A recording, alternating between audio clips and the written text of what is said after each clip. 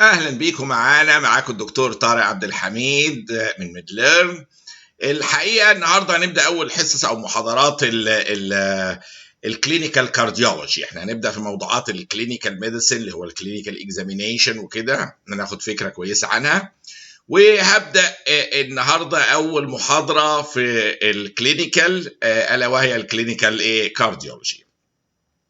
الحقيقه لما نيجي نتكلم في الكلينيكال كارديولوجي نحب دايما نبدا سيستماتيك كده. باول حاجه بنتكلم على البيرسونال هيستوري اللي بناخده من العيان. دي اول مرحله بنعملها كبيرسونال هيستوري. دايما نبص على الايج بتاع العيان، صغير، يونج ايج، ميدل ايج، اولد ايج. ليه بقى؟ لان لو يونج ايج بنفكر دايما في congenital heart disease لو حاله كارديولوجي ويونج.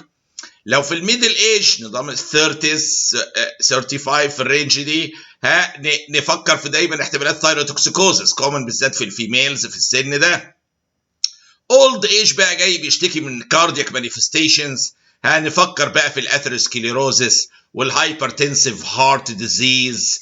اثيروسكليروز طبعا اسكيميك هارت ديزيز زي الانجينا والانفاركشن، وهايبرتنسيف هارت ديزيز نتيجه للهايبرتنشن.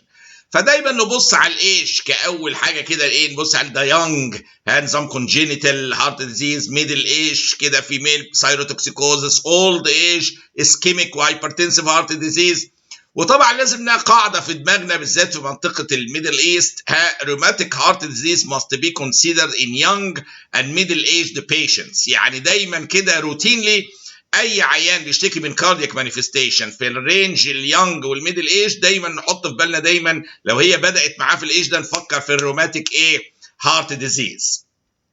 لو واحد جاي بقى بيشتكي من وهو فوق ال60 يعني it's likely to be more ischemic heart disease او hypertensive حاجه تانية اتجاه اخر.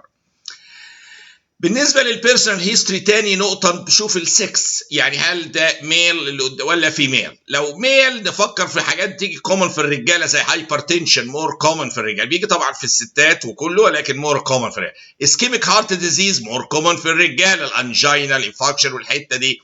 mitral regurg او incompetence more common في الميلز او في الرجاله، على عكس مين؟ الميترال ستينوزس بتلاقيه more common في الستات او الفيميلز. هتلاقي يجي لهم commonly mitral stenosis لو هنقارن يعني. برضو الفيميلز معرضين لكونديشن الدي في تي اللي بتيجي مع البريجننسي وكده وتعمل بالمونري امبوليزم وتعمل رايت فنتريكولار سترين وكور بالمونال والقصص دي كلها، وتأثير في الاي سي جي زي ما خدنا في محاضرات الكارديولوجي. الفيميلز برضو معرضين لانواع معينه كونديشن، يعني الروماتيك فيبر تيجي الروماتيك كوريا مور كومن في في الفيميلز، الروماتيك كوريا بالذات. فيبقى انا عندي هنا اهوت السكس مهم اشوف ده ميل ولا فيميل. يا ترى الميل عشان هايبرتنشن واسكيميك هارت ديزيز ومايترال ريجيرج، والفيميلز عشان مايترال ستينوزس دي في تي وبالمونري امبوليزم او روماتيك كوريا. في عندي برضو نقطة ثالثة مهمة لازم أبص عليها ألا وهي الريزيدنسي. ساكن فين حضرتك أو حضرتك؟ ليه بقى؟ لأن لو واحد ساكن في حتة بسيطة جدا ورطبة وفي بدرون بسيط كولد دامبنج أتموسفير، بنحط احتمالات روماتيك فيفر نتيجة دول كل شوية يجي لهم ستريبتوكوكال انفكشنز من البور كونديشنز اللي عايشين فيها. لو واحد جاي من فيليج وعايز يقول لك انا من زمان كنت بنزل الترعه مثلا وكده، لو في بعوم في اماكن معينه هنفكر في بارازيتيك انفستيشنز زي بالهارزيا كور بالمونال. حقيقي طبعا يعني الامور دي قلت جدا، ولكن لو واحد اولد ايج وجاه هيستوري عنده انه كان من فيليج لازم نفكر في هذه الاحتمالات.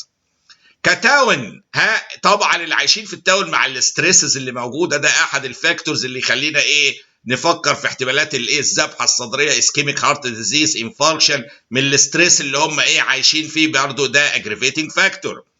فيهمني الريزيدنسي بتاع العيان، يعني بقول له ساكن فين دي مش اي كلام كده، لا ساكن في حته بور جدا هايجينيك كونديشن كده افكر في ستريبت والروماتيك فيفر. فيليج افكر في بارازيتيك انفستيشنز مأثره على الهارت، مش لازم ده فقط يعني بس الفكره العامه انفستيشنز.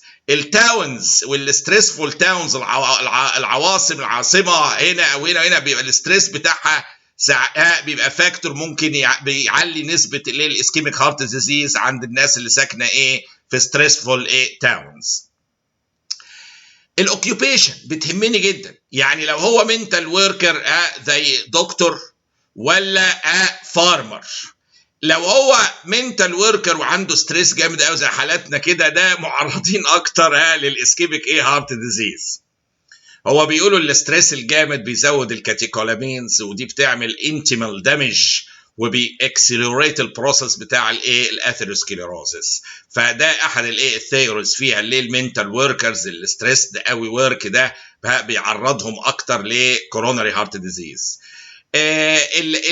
كاوكيوبيشن لو واحد قال لك لا ده انا فلاح وقاعد كل اللي بعمله البقره رايحه وجايه قدامي باشا يعني بيتفرها، ده مش معرض للستريس اللي يجيب له كرونري، صعبه شويه دي، لكن معرض لبارازيتيك انفستيشنز مختلفه زي البلهارزيا الكوربالمونال الى اخره، اللي هي ممكن تاثر على الهارت، تعمل رايت فنتريكولار هايبرثي وبالمونري هايبرتنشن الى اخره. الهابتس بتاع العيان مهمه جدا، يعني السموكينج هابت ده تسال، لازم نساله انت بتدخن ولا لا، حضرتك بتدخني ولا لا، مفيش خجل من الحاجات دي. والصوره اهي بالتدخين ده ليه؟ عشان ده اسكيميك هارت ديزيز طبعا مشهور مع التدخين، انجينال انفاركشن او كرونيك اوبستراكتيف بالمونري ديزيز، سي او بي دي، امفيزيما، بالمونري هايبرتنشن، وكور بالمونال، رايت فنتريكولار هايبرثي، وفيلير. يعني احنا بنتكلم في الهارت اهو، بس بدأ من اللنج يعني نتيجه السموكينج. فسموكينج هيستوري از فايتال. الالكول من اهم ما يمكن، الكحوليك كارديو مايوباثي من اهم الاشياء اللي لازم ناخد بالنا فيها. الالكحوليك كارديو مايوباثي دي بالذات الناس اللي بتشرب بطريقه ريجولار، مش اوكيجنال درينكينج كده احيانا، لا اللي هي بطريقه منتظمه مده كميه كبيره ومده طويله، بيترسب في توكسيك الالكول للهارت، وبيساعد على ترسيب حاجات معينه بتنتهي ممكن كارديوميوباثي. الميزه هنا بقى في الهيستوري تيكينج، لما نعرف ان هو بيشرب الكول كتير ومفيش خجل في السؤال هنا، وهو ده عامل له الهارت فيلير اللي جاي بيه بسبب كارديوميوباثي، مجرد نوقف الالكول. طبعا خدوا بالكم لازم ده يبقى جرادوال، يعني مش اول اوف سادن، ساعات الامور دي تحتاج تبقى جرادوال شويه. مجرد ان هو عامه بيقف الالكول ويقل التوكسيستي على الكاردياك ماسل او كارديو توكسيستي، يبدا الفانكشن بتاع الهارت ترجع تاني ويتحسن جدا ويشو اليمنت رائع اوف ريفرسبيليتي. فانا عندي السموكينج شفناه اسكيميك هارت ديزيز، الكوليك كارديوميوباثي وده في اليمنت اوف ريفرسبيليتي غير خالص الانواع الثانيه. انترافينوس ادكس، تساله انت بتاخد ادكشن او حاجه ليه؟ عشان احتمالات ترايكاسبيد فالف اندوكاردايتس اللي هي الفنجل والستاف دول مشهورين جدا بيجوا، والفنجل بالذات حجمها كبير جدا وبتبان في الالتراسونوجرافي او على بيج فيجيتيشنز. لكن ككونسبت انترافينوس ادكت ده لوحده، البكتيريا بتدخل او الفنجس فنجل انفكشن او ستاف تدخل من الفينز على الرايت سايد اوف ذا هارت على الترايكاسبيد فالف، تعمل له اندوكاردايتس وتخرب له ترايكاسبيد فالف وتنتهي برايت فنتريكولار فيلير. تلاقي العيان جاي لك بهيستوري اوف رايت سايدد فيلير ونقعد ندور وكذا وترايكاسبيد ريجل، هي هيستوري اوف انت بتاخد اي اديكتيف دراجز انترافينوس، ومن غير ما يقول على فكره في الاكزامينيشن لما نجيله هنبص نلاقي دراعه مليان مكان الحقن، لكن من الهيستوري بيديني جايد لاينز امشي فين. فانا لو اداني هيستوري اوف سموكينج ده احتمال اسكيميا او سي او بي دي وعامله رايت فنتريكولار فيلير. الكحول عشان كارديوميوباثي، انترافينوس اديكتيف دراجز بياخدها حقن كل شويه عشان ترايكاسبيد فالف اندو كاردايتس. الحاجه هنا برضو المهمه في البيرسونال هيستوري اللي هي الماريتال ستاتس او السكشوال اكتيفيتي عامه. هنا في الغرب طبعا بنسال على السكشوال اكتيفيتي عادي، وبرضو المفروض تتسال عامه في جميع الاحتمالات، لازم على حسب الكيس اللي قدامك ولازم نسال. البريجنانسي هنا لازم نعرف ناخد بالنا ان واحده she got pregnant ده ممكن يزود احتمالات الدي في تي which will aggravate several cardiac conditions، وبرضه البريجنانسي بتاجريفيت several cardiac conditions زي الفالفولار هارت ديزيز. يبقى انا عندي دايما اسال على موضوع البريجنانسي زي الصوره دي ليه؟ عشان احتمالات الدي في تي والبلمونري امبوليزم والبلمونري هايبرتنشن اللي بيتبعها الى اخره، زاد البريجنانسي بتزود may aggravate several cardiac conditions زي الفالفولار هارت ديزيز. يكون عيانه عندها مايترال ستينوزس مثلا وبقت بريجننت، تبص تلاقي الاعراض بدات تزيد وبدا يجي لها ديسنيا وبدا الاعراض تزيد بتاع الكونديشن. هي كان سايلنت يعني ما كانتش يعني في اعراض ضخمه قوي يعني فجاه زادت الاعراض. نفكر لو في التايم ممكن تبقى بريجننت، او واحده في الايج ممكن تبقى بريجننت، نفكر في احتمالات حصل بريجننسي زودت اللود على الهارت وزودت الكاردياك مانيفستيشنز. فايتس فايتال اكشوالي تو اسك اباوت الماريتال ستيتس هنا اهوت.